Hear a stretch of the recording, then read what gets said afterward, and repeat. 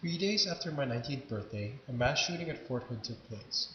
The shooter was, ironically, a U.S. Army major serving as a psychiatrist. Coincidentally, my sister Mary Andrea was stationed there. My initial reaction was of indifference.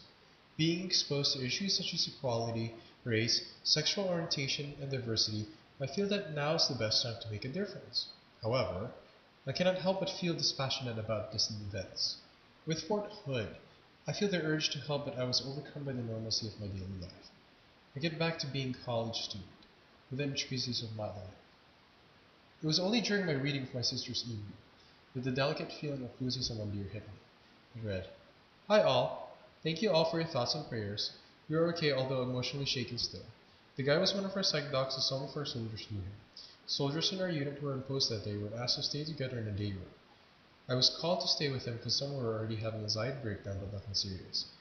When I was able to get back to my office, I gathered our nurse case managers to telephonically assess all our soldiers and screen for any immediate and severe psych risks. Later that night, we housed 8 of the wounded overnight in our barracks. It was a crazy day, almost surreal. I got home past 10 p.m., and I think it didn't sink in for me till the next day when I was getting ready for work. I had to take a moment to cry it out. We debriefed our staff, nurses and soldiers, yesterday.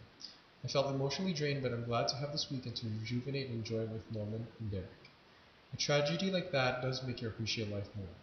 There was no better feeling than coming back home and being able to kiss and hug Derek and Norman that night. Signed, Mary Angela." Because of this email, I began to feel slight worry toward losing my sister. But it was only slight. Weird, right? But it's really because I feel that loss and death are natural. What I really took away from this experience is resilience.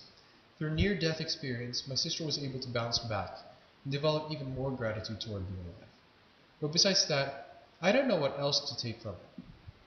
I worry that my whole life is a drug to numb the pain around me. Freud talked about the nirvana principle, or the non-existence, nothingness, the void, the goal of all life in Buddhist philosophy.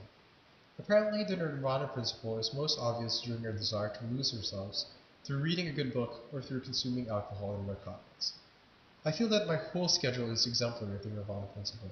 My classes, my relationships, and my activities are some sort of drug, something that I use to keep myself really connected to the struggles of others. I consider myself to be one of the happiest beings on earth. I am generally happy, but is this healthy? Is my sort of happiness healthy to greater humanity?